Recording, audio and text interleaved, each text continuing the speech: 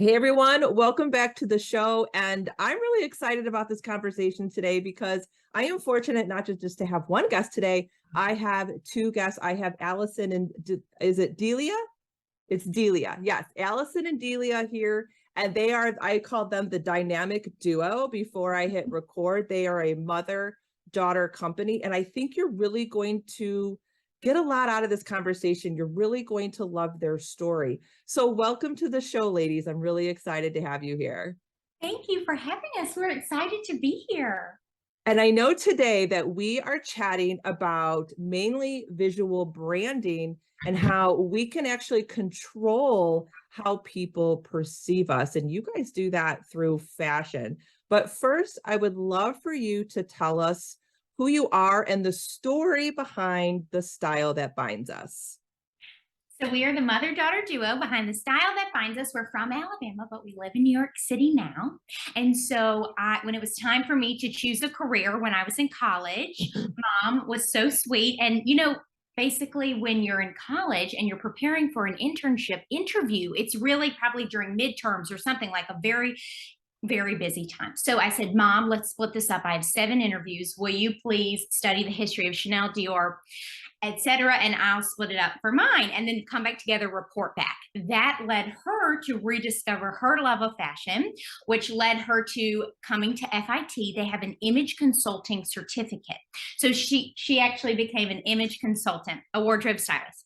And then I interned at Versace in wholesale, and then networked all senior year, and then worked at Barney's on the buying team. So we were in the same industry, and I was sharing these incredible emerging brands that we were meeting at Barney's with mom, so she could introduce her styling clients to the latest and greatest up and coming brands. And then we ended up starting blogs because, as a business owner, one way to start a business is to pay attention to what is it that people consistently come to you asking. So for me, it was how I got into the industry and what is it like when you're in it, basically creating the resource that I didn't have when I was trying to get into this industry I knew nothing about and no one in. And then for mom, when she was working with women in their closets, she was getting asked similar questions over and over. And so we wanted her to, obviously there's a need there.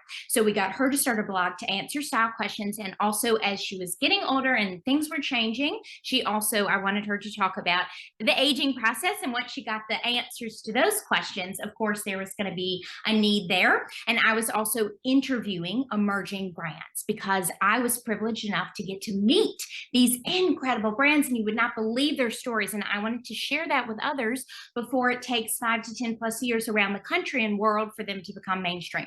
So we ended up bringing the blogs to life via video and audio. So we launched the Style That Binds Us YouTube channel and podcast, and then we started hosting events. I left Barney's. So the Style That Binds Us is a media platform and consulting agency with style and brand consulting.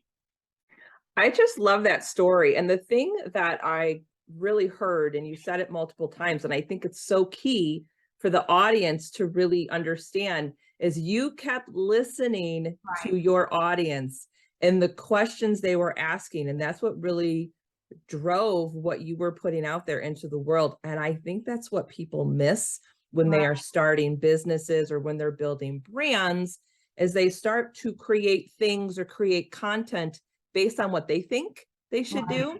And that's where they miss the mark. And you guys did a great job about really listening to your audience, and you honed in on what they wanted. And I think that's so, so key in building any kind of business. Now, you say fashion can and should be used as a tool to achieve your goals by how we present ourselves to the world. Can you expand on this? Well, it doesn't necessarily have to be fashion unless that's something that is a passion of yours, but it definitely needs to be your personal style. So what most of us do, just like what you were talking about a few minutes ago, instead of thinking about what the person who's looking at us might be thinking or hoping for, we're just thinking about ourselves.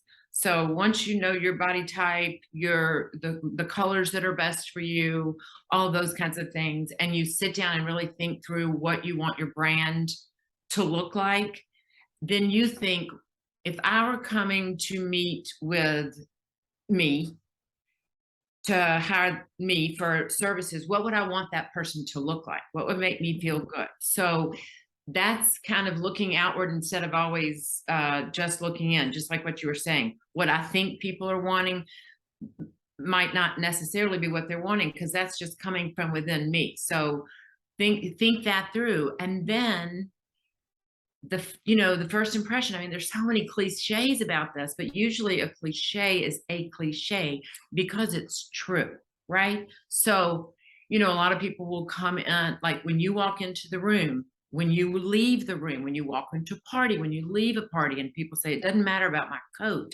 because I'm going to take it off when I get there. Well, your entrance is your grand entrance, right? And it's the same thing on social media. So, and it's every single day, because you never know who's looking and who's going to look the next day. So it's not like your grand entrance or your first impression is just that first image you put on social media. I mean, every day you need to show up in a somewhat consistent way. And certainly if you're using social media for your brand, you're showing up as a representative of your brand.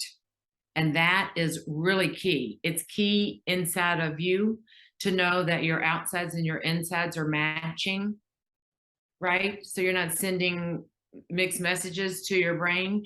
And then it's key for your brand. If you are a child psychologist and on Instagram, you're putting pictures and ball gowns and sexy tops, that has nothing to do with the other. So that's a confusing thing. It might even make people think, I don't know if I want my child coming to this woman. She's kind of sexy and, a lot going on there. That kind of thing is really important. And selfies too, background is important. All of the things come together to make the version of you where you're putting your best self forward. And it's not as difficult as it may be. It's just going to take some time in the beginning to create your persona. And I want to make sure people understand it's not like, well, this is who I really am, but for the brand, I'm going to have to look like this, because you might reconsider your brand if that's the case. If you're doing something, that is not something that you are comfortable in, you might be in the wrong industry, in the wrong industry. I love that you say that. And that's something that I have tried to do, because my business name is the Boss Lady in Sweatpants. Right. That's how people know me. So I have to be thinking of that when I am doing maybe a professional photo shoot or I'm doing a selfie. My audience has learned over time that yes, I love sweatpants, but I'm also like obsessed with jewelry. Right. So, and that's how I present myself to the world. And I think people need to understand that your personal brand is not only like how you speak and how you act, but it's also how you look as well. And we're not trying to say like looks are everything. I don't know. But you represent your brand. Your brand is you. It's not necessarily your logo or your colors, because people don't want to do business. Just like you said with the child psychologist, people are not going to do business based on your logo.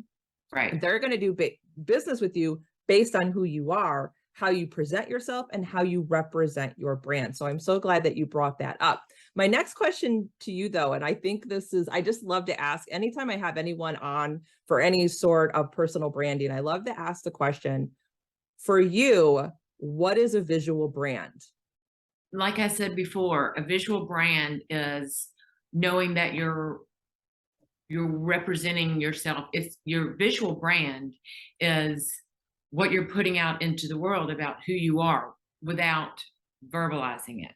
So it happens before you even start talking. You can lose people before you even open your mouth, if they're coming to you for one thing and what they're seeing doesn't match. And there are so many studies showing this, like the two men, they did a study where they took two guys out of college, they put them in the same suit off the rack, but one of them, the suit got tailored.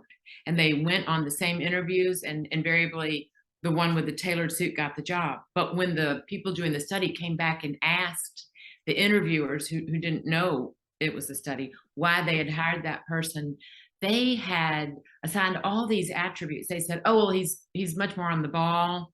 You can tell he just really would represent our brand the way we want it to be represented.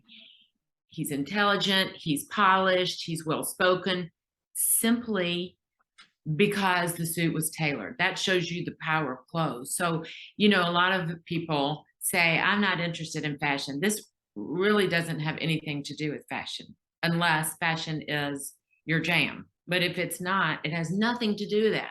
It's like you think about what you're going to say before you say it, especially if you're public speaking. So you need to think, not last minute. You don't think, oh, what should I wear? Because think about when you watch the news, especially if Mhm. you get a little bored while the news is going on, you start thinking, her hair doesn't look very good today. That's so true. Color she's wearing. Why is he wearing those brown shoes with that black suit? Whatever, it's just human nature. It's not being judgmental even. It's literally instinctual. And another thing that's instinctual is looking to find someone that you can see yourself in. So, whatever it is that is your client, your dream client, your girl, your guy, whatever, whoever your business is focused on, you need to be wearing something that would make them feel comfortable and listen. I love that. And I think too, when we are thinking of our visual brands, we shouldn't just get hung up on the fact of I always have to look my best or it has to be perfect. I think we need to look at it in a way where this is my opportunity to build trust and credibility with my audience. Right. I think that's huge because if let's say for some odd, I were to do a public speaking event at a venue, and if I showed up in like a tailored pantsuit and my hair pulled back in a ponytail and I was very cordial, they would look at me and go, this is not who I thought I was going to get based on how I am representing myself through my podcast, all my graphics, my Instagram feed, my website, right? I show a much different vibe. So we have to make sure that we are carrying that visual brand consistently on all platforms, how we act and speak and how we dress in public. I mean, it's really everywhere. So here's my next question, because I think my audience understands like, okay, I need to build my visual brand. I need to represent who I am. But I think a lot of the moms in my community might say, I don't even know where to start to figure out my personal style. So what is your advice on that? Well, when you're, when you're talking about professionally, then it might not necessarily, it might be your personal style tampered down just a little bit, but what I always suggest, you can't really do anything till you know your body type, first of all. So you really need to know your body type and what clothes work for you and what clothes do not work for you and what colors work best for you. Because once you know those, you're 3 steps ahead. When you shop, you can say, love that, but not for me. I'm going straight for the double-breasted blazers or whatever it is that is your power look. So that you really can't do anything until you know that. And then that's gonna start to help you envision what your personal brand is going to be. Because if you realize, like, let's say for me, I think feminine, ruffly, light, beautiful, roughly type things are lovely. But on me, I'm 5'9" and I've got bold coloring. It's a mismatch. So I'm thinking, okay, well, that's probably not going to be my main style. There might be some things every once in a while that I will go there with. But for the most part, I've got bold coloring. So I need to wear bold colors, high contrast between patterns and prints. I need to wear, I've got smooth hair and smooth skin. So smooth fabrics look best. These are the kind of things that I teach one-on-one when I work with people. But what you do is you build all the pieces in of the puzzle. And then as you do that more and more, you start to see something coming out of that. And no one has to have a personal style that is always the same, unless that's what they want, unless they're Steve Jobs or somebody like that. Or Bobby Brown always wears the same thing. She's always like in a black blazer, jeans, little black clogs or whatever. She's got black hair. She wears those black rimmed glasses. She's a makeup artist, so she's not supposed to be the center of attention. What she's doing is. So that's, and also you put things on and you look in the mirror and you go, how do I feel in this? Does this Yes. feel like me? I mean, really and truly, until you know yourself, it's hard to know your personal style. So some of this takes a little time and sort of going inside to think about, what colors do I like? I've always been wearing blue, but maybe that's just because my mother told me to wear blue. You know, I Yeah. don't even really like blue. I have no blue in my house. I mean, really take a little time to think about yourself for a little. And for moms, that's a no-no. I know, I get that. But for moms, it's especially important sometimes to come back to yourself, apart from who you are as a mom or a business owner, and just think about who you are authentically, because that will make all the rest of it work in a natural way. And that's really great advice to start with body type, because you Sure. mentioned you're 5'9". I'm only 5'4". Right. And I know Yeah. boot cut jeans, they look great if I'm scrolling Pinterest or, those are so cute. No, I know boot cut jeans do not work for me. It makes me look even shorter and little Unless stubby you legs. wear a heel. Unless I wear heels, and I'm not a huge heel fan. I prefer Yeah. flat. So at least I Right. know myself in that aspect. So I love to Right.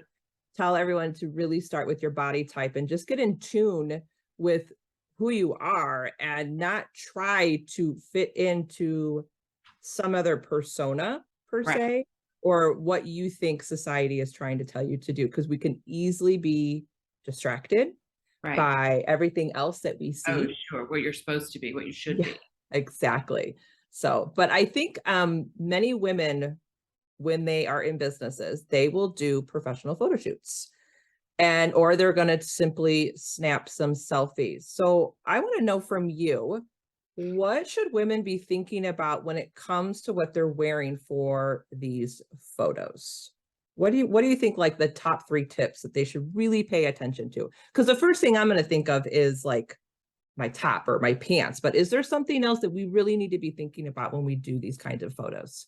Yeah. Well, one thing I would recommend is going to Google and putting in headshots, and Hmm. then screenshotting a couple that you like and that you feel like you could see yourself. We have to get used to seeing ourselves in things instead of, oh, I like that one.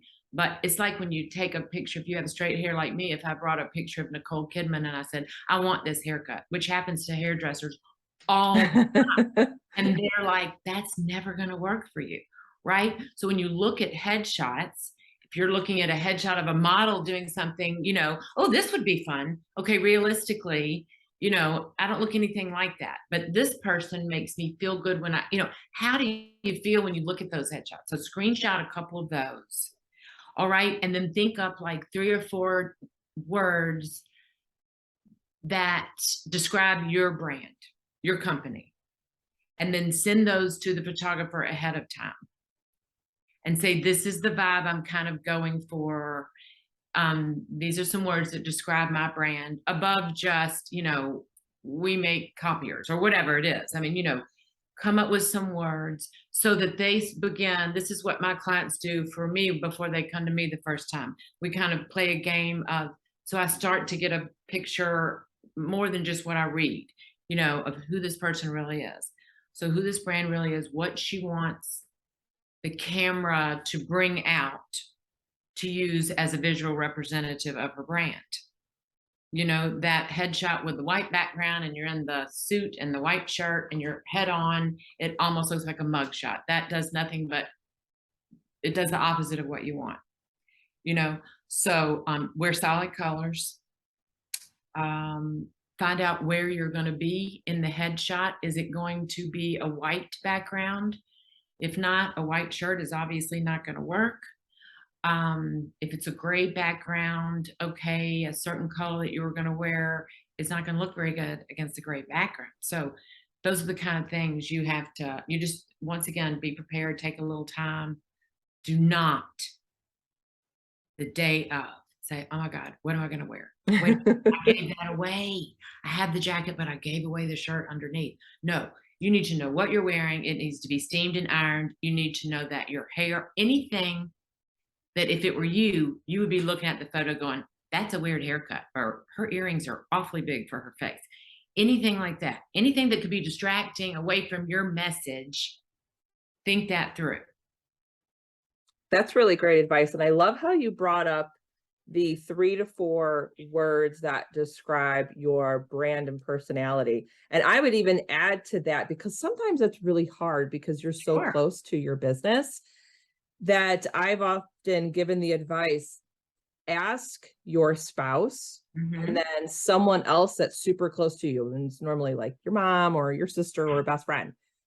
Ask them to give you 3 to 4 words that describe your Yeah, personality. for sure. That, and I tell people do that all the time because they get stuck in their own heads and they can't get out of it. So ask 2 other people to Mhm. give you 3 to 4 words that describe your personality, and then take that, mesh it all together. And then, like you said, I love that you said, give it to the photographer before the shoot. Yeah. Because that gets the photographer in the right frame of mind as well, because that's something else too. You got to have that relationship and you have to have that communication with the photographer, because you may be set to go and you know yourself and you have expectations, but if that's not communicated to the person that's taking these photos, you're going to be in trouble. It'd be a nightmare, right? It Very would be a stressful. nightmare. Mhm. Yeah.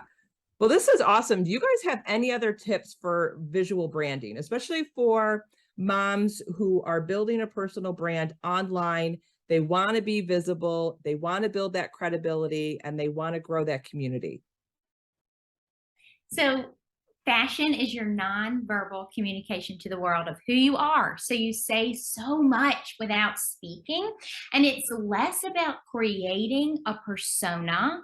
So I don't know if you listened to this, but Archetypes, the episode with Meghan Markle with Paris Hilton, she created, I was like blown away. She created that persona when she was at this horrible school of that dumb blonde. And so if you're living a persona that isn't really you, that can be really hard and you can get very lost in that. So before you really decide on the direction you want to go, yes, you can create the persona that isn't necessarily you, but that's going to be harder. It's going to be much easier, one, to create something that feels very natural to you and your business and that makes sense.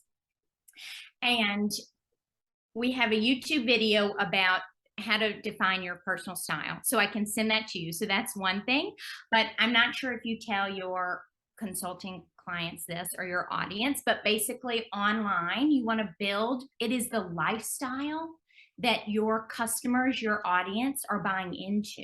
You need to create that lifestyle. So one, you need to dress the part, and it's okay if you can't wear head to toe Valentino. There are ways tailoring and different things like that to present yourself. And it's the people like Amal Clooney. You're just like, how does she always look so fabulous? How is it that she always looks put together? What is her secret? So with Mom, she helps her styling clients understand all the different details and elements to get that head to toe wonderful, beautiful visual brand and representation of who you are and who your business is. And it's association and perception. So, like, for example, something that's really expensive or luxurious, if you are trying to get a luxury customer, maybe you aren't going to stay at the Carlisle Hotel, or maybe you don't get the full meal, but you could just go for drinks at Bimmelman's. Like, what is the smallest amount that you can do to go and show up, and then people associate you with those things? And like, for example, if you have a brand, even if the celebrity isn't wearing your jewelry, if you posted on social and you were like, oh, I could see so-and-so wearing these pieces, then people start to associate anyway. So there's so much that goes into building a visual brand, a brand identity, a brand, assigning meaning to a brand. So when you say Vogue, Chanel, Hermes, that means something. And so that takes years and years and years and years and years to build, but it's every single thing from who you are, how you show up, your energy, what you talk about, what you post about, every single thing that you do using your brand Bible to create that brand. That is awesome. And I love how you pointed out building in creating that lifestyle. You're not just slapping pictures up there, you're creating Right. that lifestyle, right? Because I think that helps, because there's another factor in there when you are trying to build that community, is you are creating relatability. And I always try to point that out. Yes, your visual brand represents you, but you also need to establish that relatability with your audience so they want to work with you. So I just loved all your advice today. It was amazing. So I know my audience is going to definitely want to check you guys out, because they're hearing these name brands and they're hearing styling and consulting and wardrobe. So where can the audience connect with you online? The best place is our website. Thank you so much for having us and for asking that question. But thestylethatbindsus.com has the services. So the brand consulting for emerging brands, the style consulting, and then under style tools, there's a how to build a core wardrobe. There are all the videos. We have a blog, we have a website, a newsletter, all the things. But that's basically the hub with all the social channels and the about page and everything like that. All right, perfect. I will make sure that all of your links are in the show notes. And Okay. thank you so much for being on the show today. This was a lot of fun, and it was nice to have 2 guests and not 1 today. Oh, well, thank you for having us. We really enjoyed it.